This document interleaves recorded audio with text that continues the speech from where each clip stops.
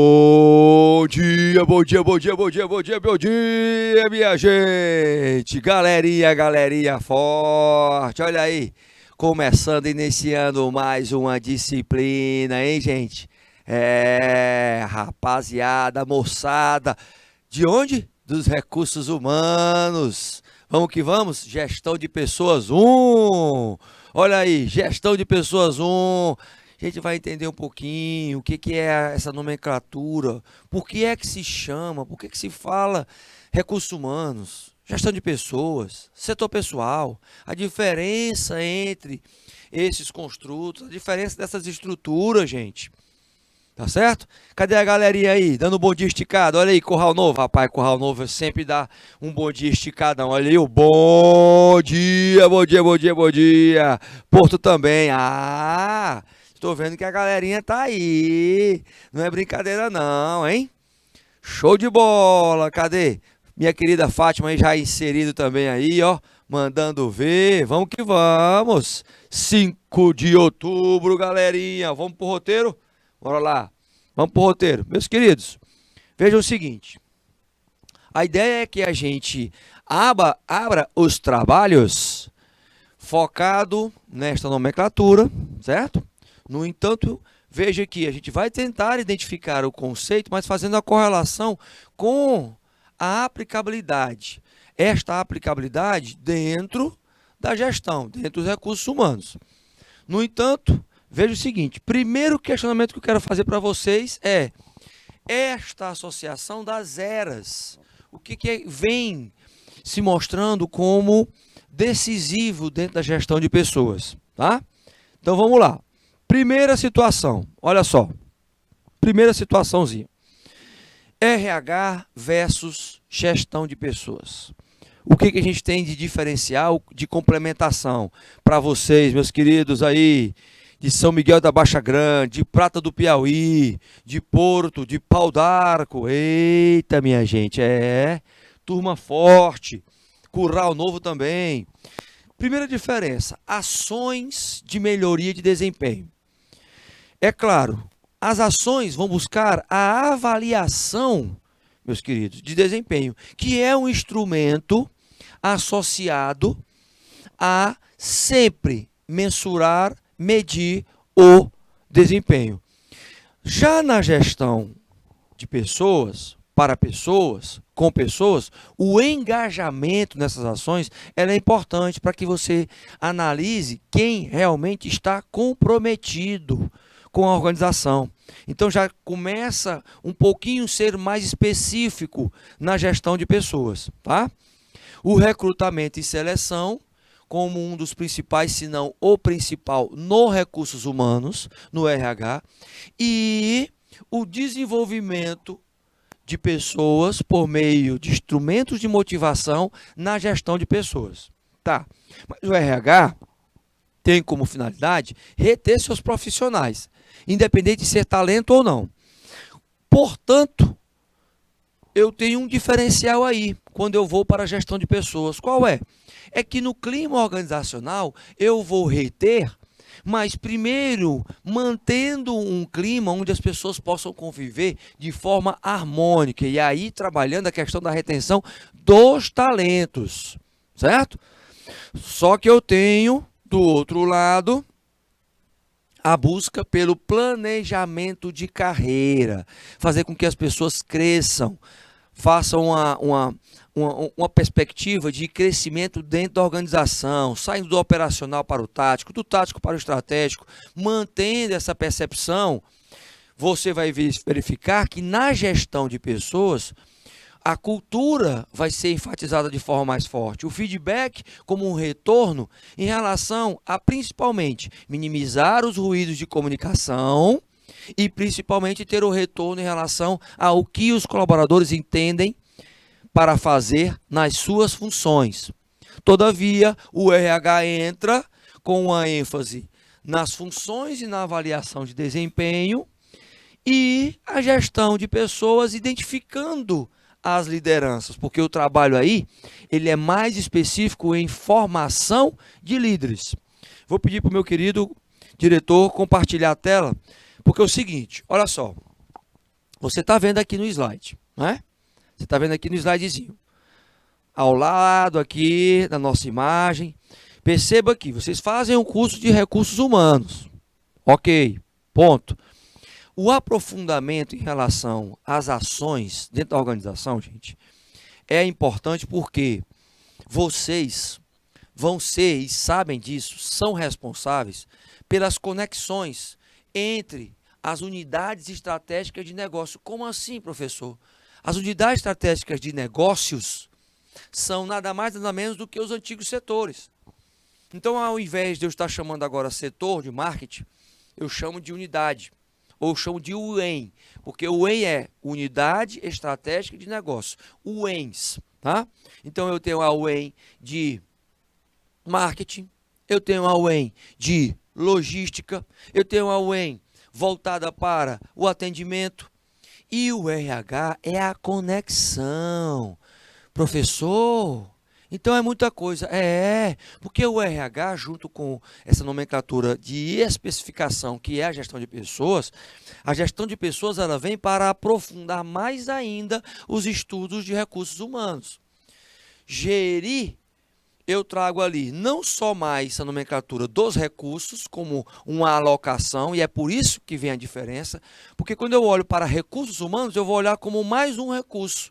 E, na verdade, quando eu vou gerir pessoas, eu vou aplicar a gestão nas pessoas, a gestão com as pessoas. Então, entendeu a nomenclatura aí? Pois é. A gestão de pessoas entra o que? A administração, a ciência social. Como é que é, professor? A administração, gente, é uma ciência social, porque ela lida com pessoas, mas em grupos. Em sociedade, perceba o seguinte, a gestão, aonde não há gestão, não existe resultados. Entendeu? Então, quando você coloca a nomenclatura gestão de pessoas, para pessoas, com pessoas, presta atenção, galerinha aí de Prata, do Piauí, presta atenção, pessoal aí de Porto, acorda, acorda, acorda, acorda, menino! São Miguel da Baixa Grande, Pau d'Arco, Curral Novo, Buriti dos Lopes, acorda, acorda, acorda. Pois é, se entra a gestão de pessoas, a principal diferença para recursos humanos é que você vai ter que se aprofundar nas ferramentas de gestão. Entendeu? Nas ferramentas, eu quero aí saber quem são os professores mediadores que estão aí nas salas. Aí em todos os municípios, coloca o nomezinho aí dos professores mediadores, meus queridos. Porque vocês são gestores de pessoas, estão gerindo aí os seus alunos, os nossos alunos, não é? O compartilhar aqui pedagógico dessa gestão. Então, o que acontece? Quando eu estou gerindo, eu tenho que aplicar metodologias, práticas, técnicas. Ah, professor, então aí, se eu faço recursos humanos, eu tenho acesso aos recursos, porém, não é só ter o acesso aos recursos, compreende? É você inserir dentro desses recursos gestão. E por isso que eu coloco para vocês, durante toda a nossa trajetória na disciplina, ferramentas, metodologias para que vocês usem no dia a dia. É a aplicabilidade, gente. É o conceito que você tem, mas você está num curso técnico para sair daqui preparado para aplicar isso com as pessoas. Então começa a aplicar, sabe como? Com os seus colegas. Começa a aplicar a metodologia de liderança. Mas primeiro a autoliderança, por exemplo, que nós vamos falar. A autoliderança de gestão de tempo, de se comunicar de forma simples, não é?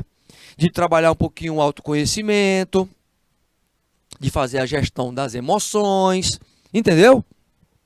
Olha aí, pessoal aí colocando, Prata do Piauí, professor mediador Valtério José, quem mais? Buriti dos Lopes aí, ó, Sueli Souza, em ponto de bala aí, não é brincadeira não, aí, turma forte, rapaz, turma aguerrida, dando um bom dia esticado aí, quem mais tá aí? Do professor mediador, professor, meu diretor, antes lá do município de Buriti dos Lopes, quais são os professores que colocaram aí o nome? Deixa eu ver essa galera maravilhosa aí, como é que a gente... Antes, né, vamos ver. Deixa eu ver aí. Nessa... não, o que colocaram aqui, os nomes. Vamos ver quem colocou. Vamos ver lá na frente. Vamos ver. Teve o professor Valteres, né, de Prata do Piauí. E antes de Prata do Piauí, quem teve? Deixa eu ver. Aí teve a Fátima. Então foi só o professor Valteres, né? Prata do Piauí, né? E lá embaixo, pronto. Aí, professora mediadora Remédios de Porto. Olha aí, a turma colocando aí. Aldemar de Bom Jesus, rapaz, a turma tá forte aí, hein? Show de bola, meu diretor, show de bola. E vai colocando o nome, menino, vai colocando o nome aí dos mediadores. Então, quais os objetivos dessa gestão? Eu tenho que inserir, né? Eu tenho que inserir. O que eu preciso ter como objetivos?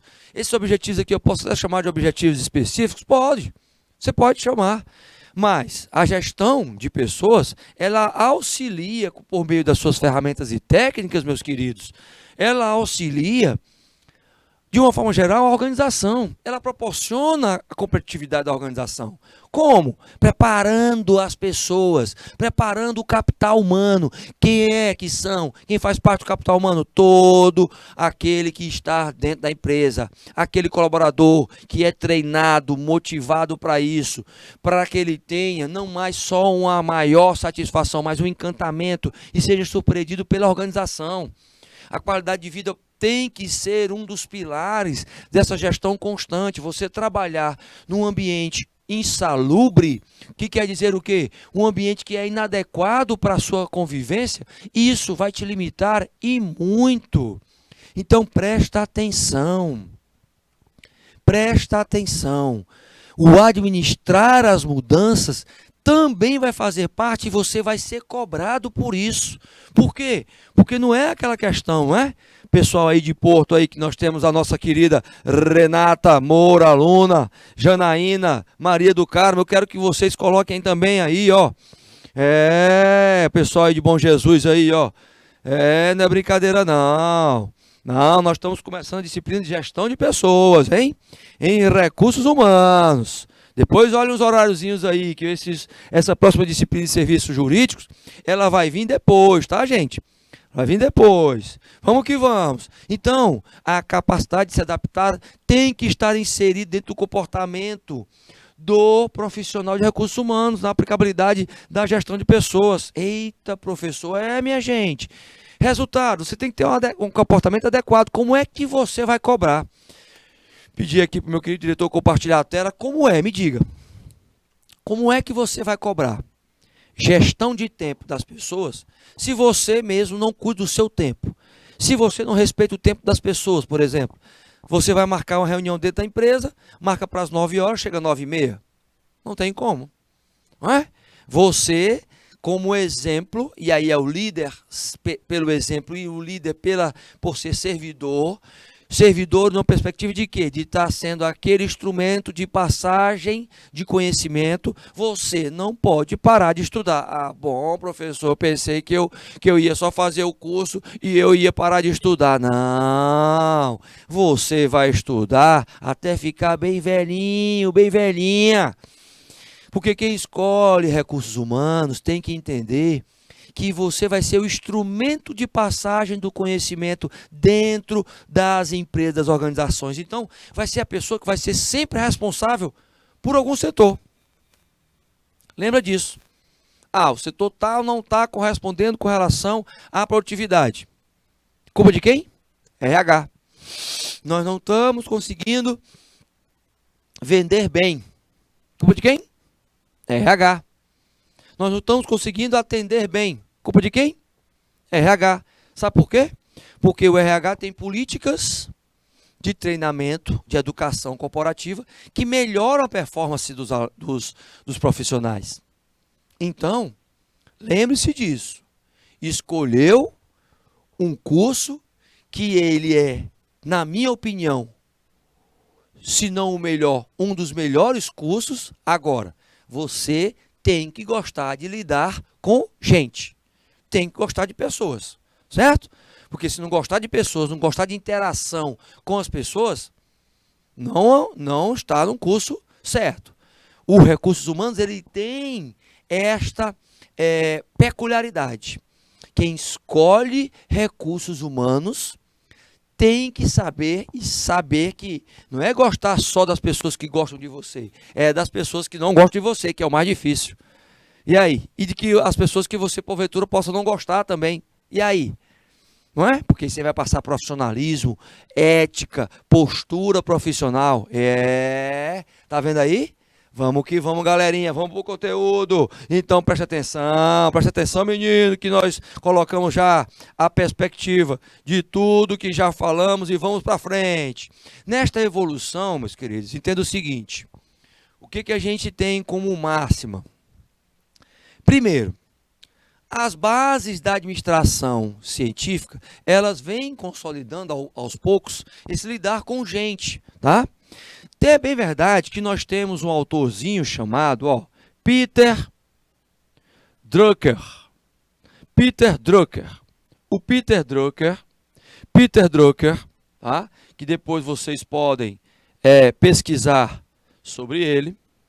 Peter Drucker é tido como o pai da administração contemporânea. Lá atrás, nós temos a administração científica, impulsionada por quem? Impulsionada por dois profissionais, Henry e Taylor. Fayol e Taylor. Um americano e um francês que trabalharam a gestão científica de mapear estudos voltados para esse campo de conhecimento, e isso fez com que, aos poucos, atividades administrativas fossem se voltadas para a máquina e para as pessoas. O Peter Drucker, ele é a referência hoje do pai da administração contemporânea, e ele foi um dos primeiros a reforçar que você não lidera máquinas, você lidera pessoas. E a perspectiva da gestão de pessoas é o primeiro foco que está tendo estabelecimento agora, permanentemente. Aí o que você tem dentro desse foco? Meus queridos, você tem a perspectiva de quê? De que existe todo um processo de subsistemas que a gestão de pessoas vai ter que olhar. Recrutamento e seleção é um dos primeiros. Habilidades e construção constante, as habilidades técnicas e comportamentais, os treinamentos para que os talentos possam se manter dentro da organização, os benefícios, especificamente, para que o cliente interno, o colaborador, possa se automotivar a permanecer dentro da organização, os objetivos a serem atingidos constantemente, o desenvolvimento e autoconhecimento constante, contínuo. Ou seja, presta atenção que nós vamos repetidamente enfatizar a questão desta perspectiva. Taylor, ele é o cara, não tem como. As pesquisas dele, as análises nas oficinas foram extremamente importantes, tá? É claro, ocorreram falhas, mas a administração científica mostra o seguinte: professor, mas eu ouvi dizer que administrar é uma arte. Você pode até fazer uma arte, né? Você pode ser um administrador que seja artista, mas é ciência, tá, gente? A administração, antes de ser arte, ela é ciência. Ela visa um trabalho voltado para o equilíbrio entre a razão e a emoção. Hoje nós temos uma ênfase muito grande na questão da inteligência emocional, o equilíbrio em relação a isso, mas marca a perspectiva de que, com o passar do tempo, este jovem, que nasceu em 20 de março, olha só, gente, de 1856, e ele morreu um dia depois do aniversário dele, olha aí, em 21 de março de 1915, olha só, tá? Frederick Taylor, Winston Taylor, era este jovem senhor que teve também contribuições de Elton Mayo na gestão. Essas contribuições, este jovem já entrou com a perspectiva o quê? Comportamental. As chamadas, lembram? As chamadas Soft skills. Soft skills. As habilidades comportamentais, fatores que melhoram a performance e fazem com que as pessoas melhorem sua produtividade. A escola das relações humanas foi enfatizada em muito pela contribuição de Elton Mayer. Levantou conceitos que nunca ninguém tinha imaginado. Essa escola das relações humanas, ela traz essa trajetória deste australiano com princípios de quem? De Taylor. Ou seja, você tem contribuições da gestão científica, mas principalmente enfatizado por estudos lá em Harvard, onde foram discutidos projetos para estudos dentro de algumas fábricas, e a de Hamilton foi uma das mais importantes entre 1927, perto da quebra da bolsa, ali em momentos de crise, extremamente crise. O que ele fez? Em um momento de crise, o que ele viu? Ele tirou o S. Como é que é, professor? Você está vendo aí? Em momento de crise, ele tirou o S. E aí ficou a palavrinha o quê? Em momento de crise, você tem que criar. Crie. Ele começou a criar situações, oportunidades, através de experimentos. Experimentos como a Western Electric, onde foi se trabalhar dentro da fábrica de Chicago, estudos voltados para o enfoque na iluminação. O quanto temos de impacto, gente. Olha só a questão do controle aí, tá? Para vocês, meus queridos, de São Miguel da Baixa Grande, Prata do Piauí, de Porto, Pau d'Arco, Manuel Emídio, de Curral Novo, de Buriti dos Lopes. Essa situação mostra tudo que acontece hoje, por exemplo.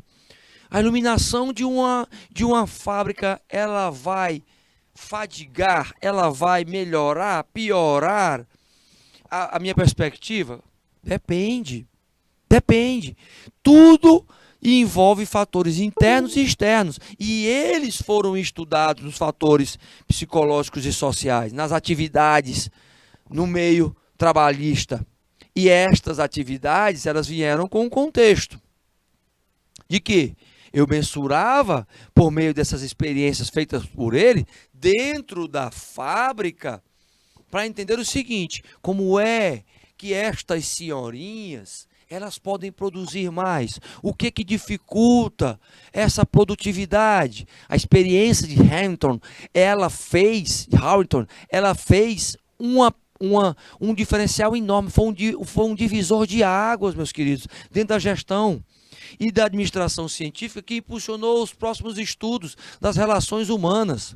Todavia, entendo o seguinte: teve algumas fases dentro da experiência. Primeira fase,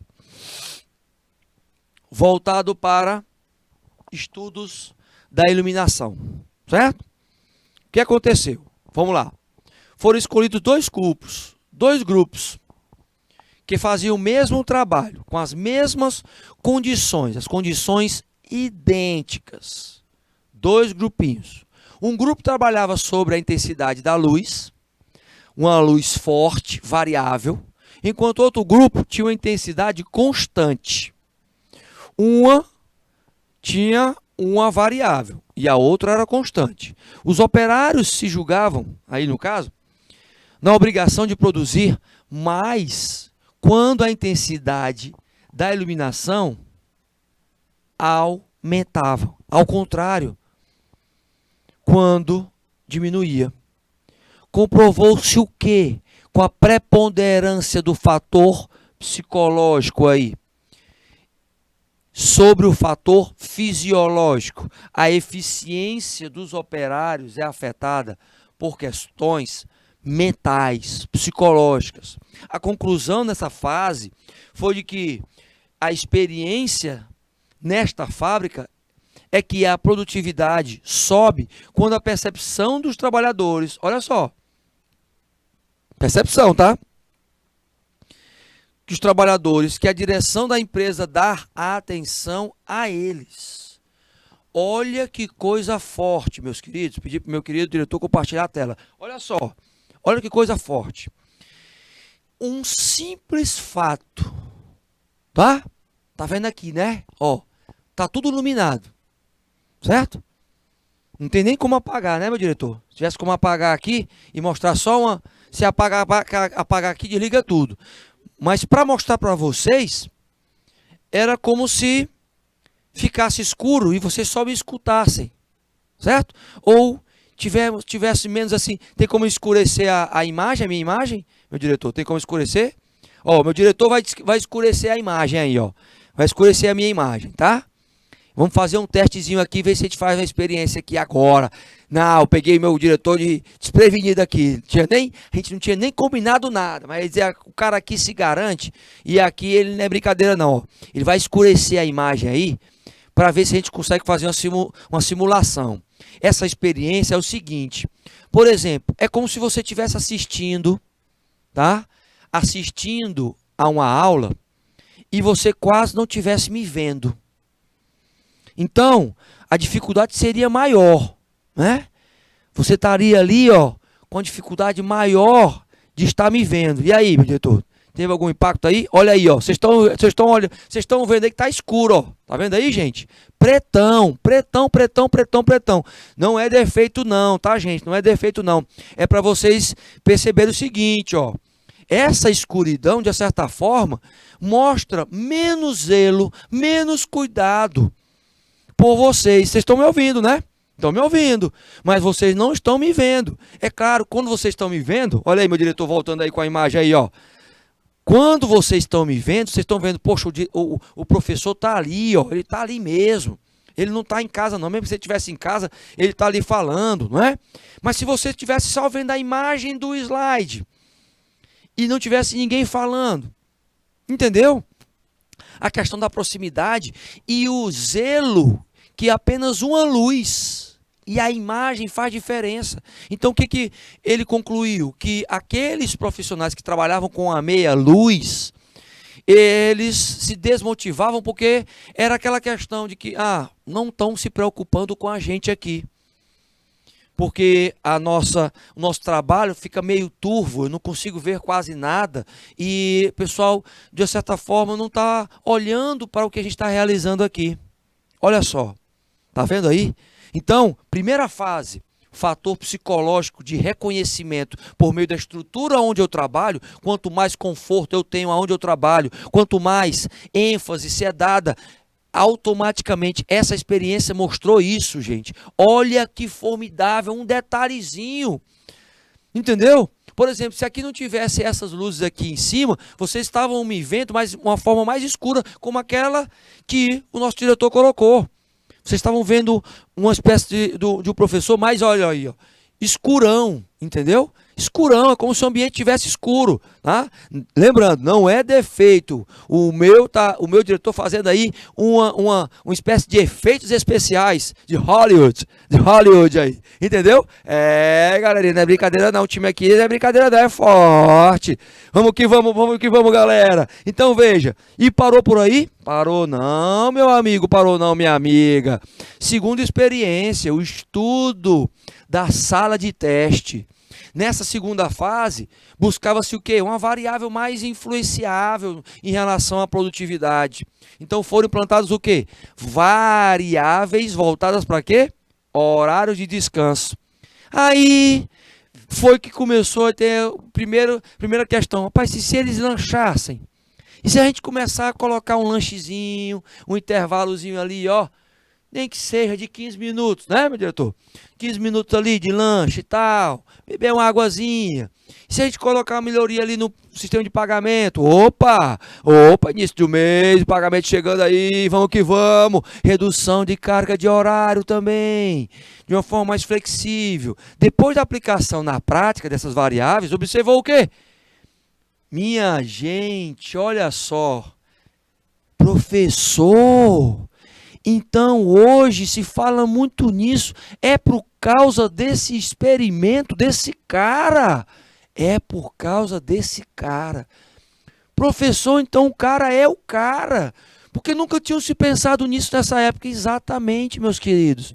Nunca tinha se pensado nisso. Então é o seguinte, quer dizer que hoje a gente tem intervalo, por exemplo, a gente tem intervalo nas aulas para vocês descansarem e para vocês irem para uma aula ou para outra, para poder a gente ter mais produtividade, professor.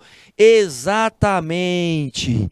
Vocês não estão trabalhando, mas estão focados em trabalhar. Nós estamos aqui trabalhando junto com vocês, não é?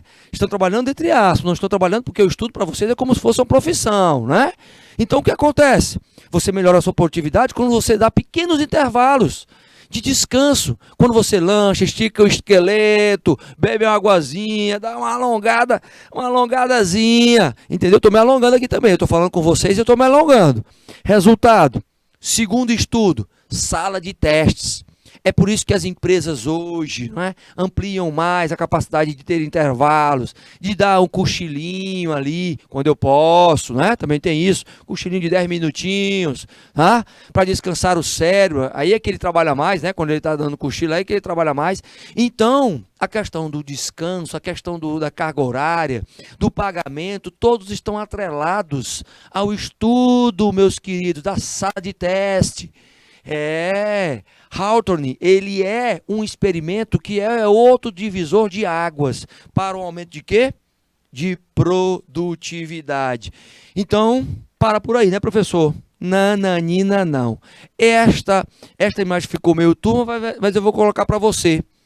Começou uma fase de programas de entrevistas, que lá em 1931, a técnica da entrevista não direta em relação ao operário, ela tinha uma perspectiva de quê? De um programa de entrevistas onde se trabalhava a experiência e se verificava, se mapeava a lealdade dos clientes internos. Que repercutiu o quê? Vou me aprofundar em conhecer mais o meu colaborador. Isso quer dizer o quê? Eu vou conhecer ele para que eu possa melhorar o quê? Aí eu entro com a quarta fase. A terceira fase foi me aproximar mais, certo? E na quarta fase foi o quê? Saber a repercussão disso na linha de montagem de terminais. O que acontece nesse exato momento da quarta fase, meus queridos? Seguinte, nesta fase foi montado um chamado grupo experimental, que passava a ser monitorado constantemente por meio de uma técnica de observação da psicologia. O que acontecia? A chefia olhava para a produtividade dos funcionários, utilizando principalmente artifícios para diminuir o trabalho de acordo com o que o grupo achava melhor. O grupo desenvolveu, por exemplo, métodos para assegurar as suas atitudes, considerando um fator de delação por parte do membro que prejudicasse, olha só, prejudicasse algum companheiro. O professor está me dizendo que dentro do grupo teria um X9, é isso, e pressionado por mais rápidos a estabilizar a produção por meio de punições simbólicas. Eu estou dizendo que foi colocado para a equipe, meus queridos, que quem estivesse fazendo o corpo mole era denunciado pelo grupo, porque isso iria prejudicar o grupo. Então se mostrou o quê? O trabalho sendo desenvolvido por meio do espírito de equipe. E aí é que vem aquele modelo onde eu não posso ter pessoas dentro da equipe buscando um objetivo que façam corpo mole para executar e chegar até as metas dentro do prazo. Eita, professor, então esses experimentos, eles fizeram realmente história. E eles consolidaram as relações humanas dentro das organizações. Porque tudo isso fez com que fatores emocionais fossem consolidados e conectados com o desempenho. Então é por isso, gente, que se fala hoje muito de inteligência social. Por quê? Porque a inteligência social é você saber lidar com pessoas. Lembrando, eu tenho o interpessoal, certo? Que é a inteligência social. E eu tenho o intrapessoal, que é a busca pelo autoconhecimento. Então, se eu me conheço mais, é claro, eu vou começar a resolver mais os meus problemas psicológicos e entender que outras pessoas também têm. Opa, aí vem aquela questão do compreender para depois ser compreendido, professor. É isso mesmo. Isso mesmo, agora você matou a charada, porque as escolas, a escola especificamente das relações humanas, ela traz essa experiência como um marco e principalmente na década de 20 e 30 foi essa perspectiva de tentar fazer com que houvesse uma redução na rotatividade dentro das empresas, ou seja, o turnover, conhecido como rotatividade das empresas, entra e sai de pessoas, demissões em massa, foi diminuindo. O resultado demonstrou a influência dos fatores psíquicos sociais e a valorização das relações interpessoais, ou seja, o verdadeiro alicerce da escola das relações humanas. Que maravilha, gente. Que maravilha. Não é à toa que aí vocês hoje estão estudando recursos humanos. Então, os recursos humanos, ele é provindo, ele tem origem lá na década de 20, na década de 30, com esses experimentos. Elton foi o cara, em companhia. Em Chicago, ele trouxe um outro prisma para situações que ocorrem. Por que ocorreu isso? Primeiro, também para a prévia da Segunda Guerra Mundial, não é? Década de 40 estava chegando aí, 39, tínhamos a guerra em eminência, conflitos, e aí se viu o quê? Um aumento notável também dos sindicatos. Os sindicatos começaram a entender que tinha alguma coisa errada. Opa! Então, os trabalhadores aí têm força. Então, nós sabemos que agora a gente tem como negociar com os empregadores. Os benefícios começaram a ser negociados, principalmente depois dessas experiências, as condições de trabalho e concessões desses benefícios foram, e a negociação veio por meio dos sindicatos. Então, entendam, meus queridos aí de São Miguel da Baixa Grande. Quem mais? Meus queridos aí que estão desde São Miguel da Baixa Grande, que é a Yara, o Vitor, o Micael, o Erisnaldo, a Érica, a Maria Clara, Emanuel Emídio aí. A turma aí, quero saber, a turma, quem é que está Emanuel Emídio, hein? Pessoal aí que de Porto, de Renata Moura, Janaína, Maria do Carmo, a nossa querida de Pau d'Arco, mediadora de Jane, show de bola. Olha aí, em São Miguel da Baixa Grande ainda tem a mediadora Angélica, hein? Em cima de Angélica tem o quê, meu diretor? Em cima de Angélica tem o quê? Tem o quê? Deixa eu ver. Pra eu falar o nome da galerinha todinha. Vamos que vamos. Nós temos quem? Passamos lá pela Sueli Souza, abaixo de Sueli Souza ali, ó. Vamos ver, abaixo de Sueli Souza, que deu um bom dia. Aí nós temos Aldemar, não é isso? De Bom Jesus.